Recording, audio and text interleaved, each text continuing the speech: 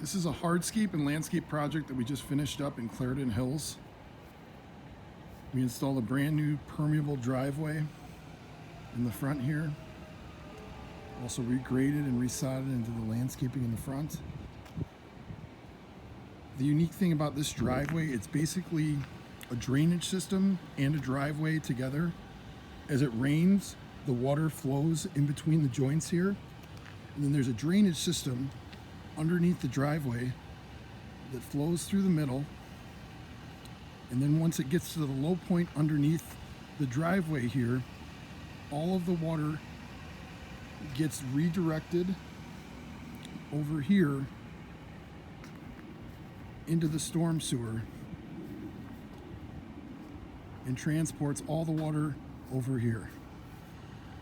Really happy with how this turned out.